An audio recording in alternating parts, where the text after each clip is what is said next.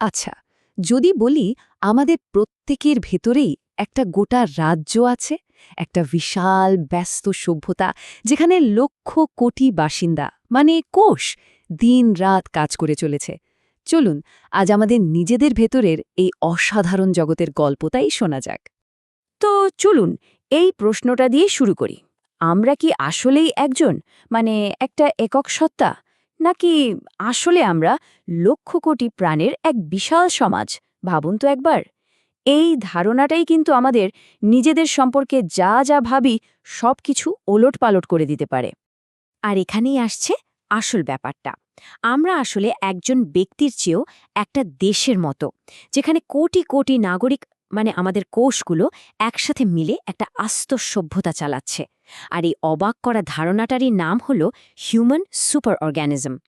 তাহলে চলুন আমাদের এই গল্পের প্রথম পর্বে ঢোকা যাক, দেখে আসি এই ভেতরের রাজ্যের অনুগত নাগরিকেরা কিভাবে এমন একটা নিখুঁত ঐক্যের মধ্যে বাস করে।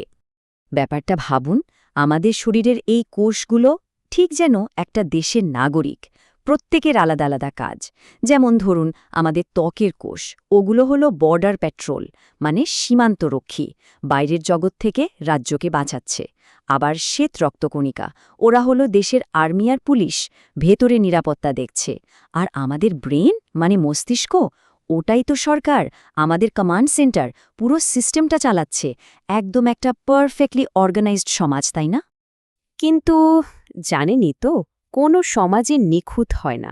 সবচেয়ে শান্ত রাজ্যেও বিদ্রোহ হতে পারে, গৃহযুদ্ধ লাগতে পারে, আর আমাদের শরীরের এই রাজ্যেও কিন্তু ঠিক তাই হয়। চলুন এবার সেই ভেতরের বিদ্রোহ আর গৃহযুদ্ধের গল্পটা শোনা যাক। গল্পটা দুই ধরনের কোষের। একদিকে আছে অনুগত নাগরিক, মানে একটা সাধারণ নর্মাল সেল, সে সমাজের সব নিয়মকানুন মেনে চলে। আর অন্যদিকে আছে এক বিদ্রোহী, মানে ক্যান্সার সেল। কোনো জেনেটিক কারণে ওর ভেতরে যেন একটা আদিম স্বার্থপর সত্তা জেগে ওঠে। ও তখন আর কোনো নিয়ম মানে না, উল্টে বিদ্রোহটা চারপাশের অন্য কোষের মধ্যেও ছড়িয়ে দেয়। ব্যাপারটা অদ্ভুত না? ক্যান্সারকে একটা অসুখ না ভেবে কোষদের একটা বিদ্রোহ হিসেবে ভাবা। কখনো কখনো শরীরের নিজস্ব নিরাপত্তা বাহিনী, মানে আমাদের ইমিউন সিস্টেম, একটা সাংঘাতিক ভুল করে বসে আর নিজের নাগরিকদেরই আক্রমণ করা শুরু করে দেয়। মানে নিজের দেশের আর্মি নিজের লোকেদেরই শত্রু ভেবে বসে। এই ভয়ঙ্কর গৃহযুদ্ধটাকেই আমরা বলি অটো ইমিউন ডিজিজ। দুর্নীতি কিন্তু শুধু বাইরের জগতেই হয় না, আমাদের শরীরের ভেতরেও হয়। ভাবুন, যখন আমাদের সরকার মানে ব্রেইন সেলগুলো কোনো ক্ষতিকর কেমিক্যালে আসক্ত হয়ে পড়ে, তখন কি হয়? এর ফল ভোগ করতে হয় লিভার, হার্ট, কিডনির মতো সাধারণ নাগরিকদের।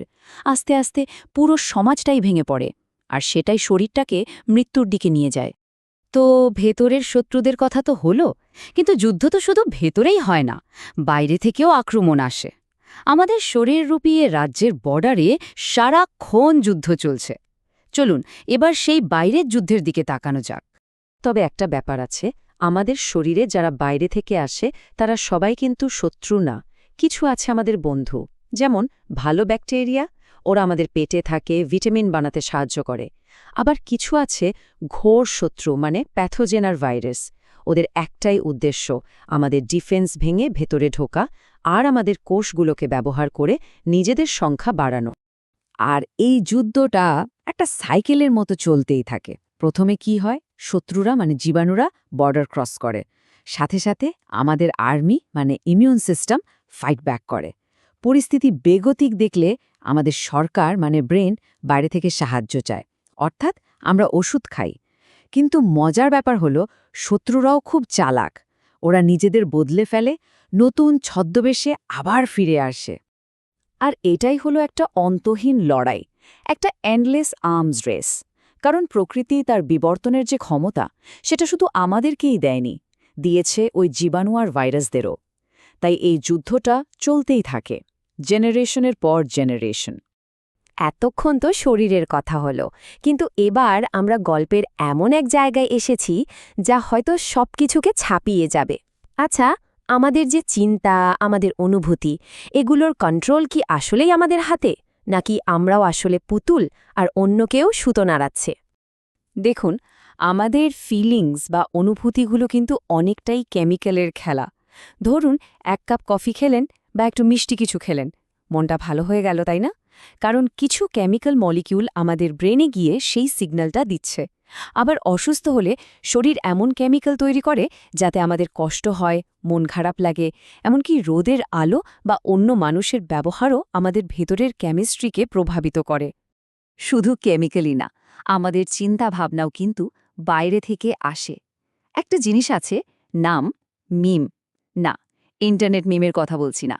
এটা হলো একটা আইডিয়া বা ধারণা, যেটা অনেকটা ভাইরাসের মতো এক মাথা থেকে আরেক মাথায় ছড়িয়ে পড়ে। এগুলোই আমাদের চিন্তা ভাবনাকে একটা নির্দিষ্ট ছাঁচে ফেলে দেয়। এই মিমগুলো আসলে কি? ধরুন আমাদের বিশ্বাস, আমাদের ফ্যাশন, যে গল্পগুলো আমরা শুনি, যে কথাগুলো আমরা বলি, এমনকি আমাদের ধর্ম বা সংস্কৃতি, এগুলো সবই আসলে এক ধরনের মিম। এগুলোই একজনের কাছ থেকে আরেকজনের কাছে যায় আর আমাদের পুরো দুনিয়াটাকে দেখার ভঙ্গিটাই তৈরি করে দেয়। তাহলে সবকিছুর শেষে প্রশ্নটা এখানেই এসে দাঁড়ায়, যদি আমাদের শরীরটা হয় কোটি কোটি কোষের একটা সমাজ, আমাদের অনুভূতিগুলো হয় কিছু কেমিক্যালের রিয়াকশন, আর আমাদের চিন্তাগুলো হয় বাইরে থেকে আসা মিম, তাহলে এই যে আমি, এই আমিটা আসলে কে? ভাবার মতো একটা বিষয়, তাই না?